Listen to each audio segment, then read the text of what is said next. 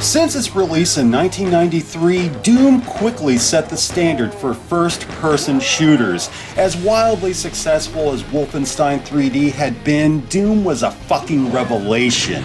With huge levels, beautifully grotesque creature designs, sophisticated enemy AI, not to mention online deathmatch, Doom is all that and a bag of chips.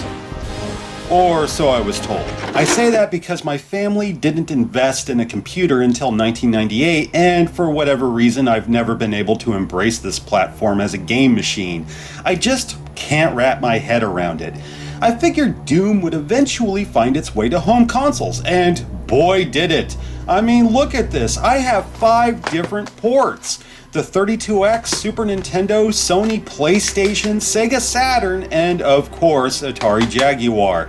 Since I had passed on the Jaguar when it first came out, fearing it would die prematurely, I would play all these other versions first. Hell, I even had Doom on Game Boy Advance at one point. Anyway, why review Doom on Jaguar over the rest? That's easy. The Jaguar's my new pet, and I'm loving it something fierce right now. Also, the Jaguar was the first official console port to enter its development cycle, and because of this would serve as a base for all the ports seen here, minus the Super Nintendo and the Saturn version to a certain extent. There's another reason. For ages, fans have told me time and time again that Jaguar was the best console release of its generation. That's a bold claim for sure. Maybe we'd appreciate that sentiment more if we took a look at Jaguar's direct competition at the time, namely 32X and Super Nintendo. We'll begin with the former. It actually beat the Wildcat to market by a week only because Sega demanded a port be ready in time for launch of their new peripheral. This was the first time I played Doom on any format. At the time, I thought it was amazing. The frenzied bloodshed, wild creatures, and vast levels were new to me. Yes, there's that funky border and the music's laughably terrible, but it was still fun to play.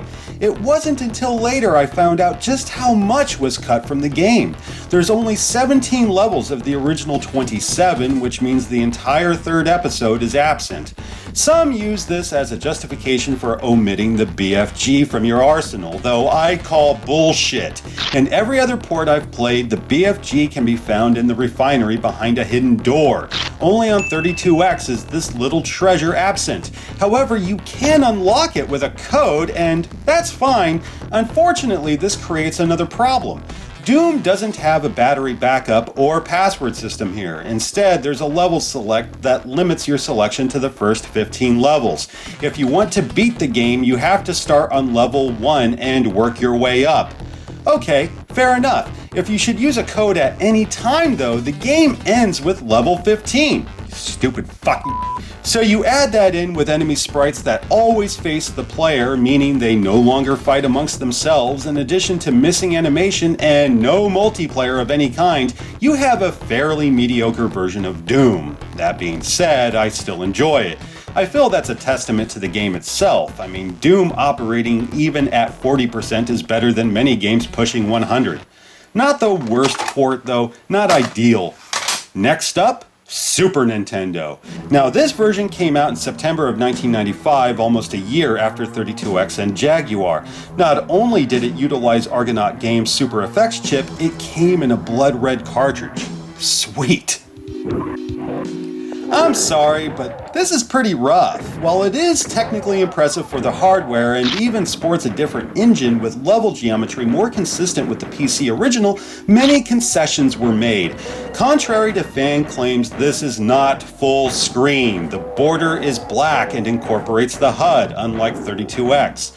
In spite of this, the frame rate is horrid and the resolution is even worse.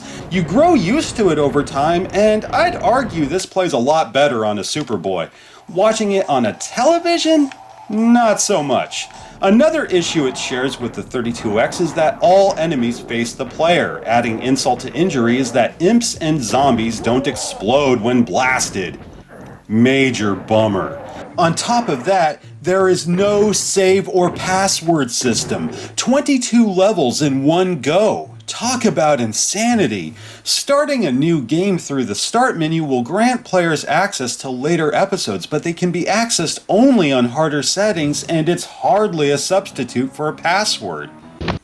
There are advantages to Super Nintendo. I mean, there are 22 levels to rip through, both the Cyber Demon and Spider Demon are present, and online death matches were made possible through the X-Band modem from Catapult. As much as I enjoy seeing texture maps and geometry more in keeping with the PC version, right on down to the crushers I've heard so much about, the aforementioned frame rate and stiff control make this a chore to play. Otherwise, the music is great. Almost makes up for the shitty sound effects. Seriously, the chainsaw sounds like a Chipotle fart. Just awful. Finally, we arrive at Atari 64-bit Monster. One thing I like right off the bat is the overlay. It's not necessary, though I like having it all the same. What can I say? I'm a sucker for accessories. How does the game look?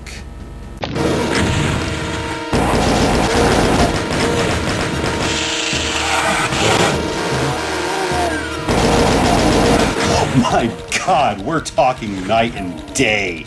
Don't get me wrong, it's not PC perfect. Every level's been altered one way or another. Some are entirely different, like the Tower of Babel, for example. Also, no Cyber or Spider Demon present. Regardless, it's fucking awesome.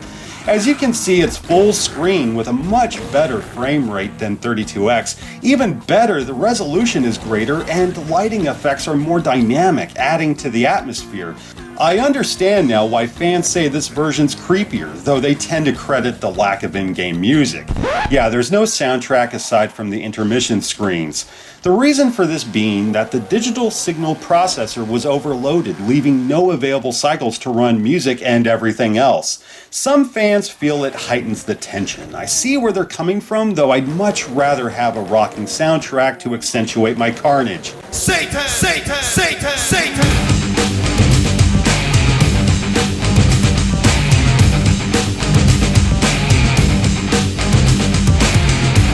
After having experienced the other ports, I appreciate the Jaguar that much more.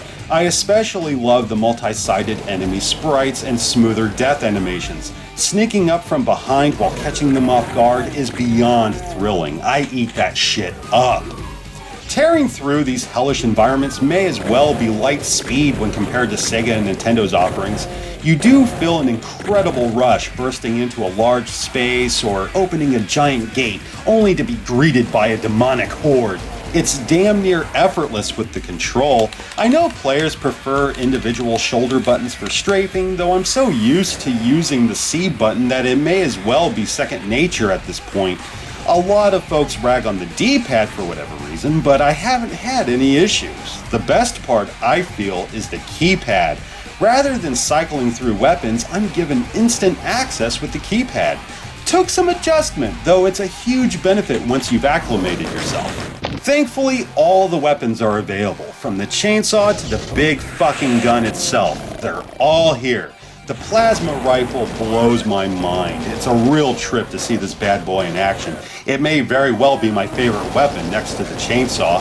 Another feature I adore is the save function. It's limited in that you can't save during gameplay, nor will it record your health, weapons, or ammo.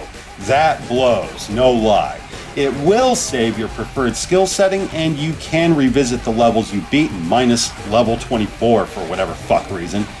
Yeah, there's 24 levels to Super Nintendo's 22. 2 of them are unique to the build and aren't available on 32X or Super Nintendo.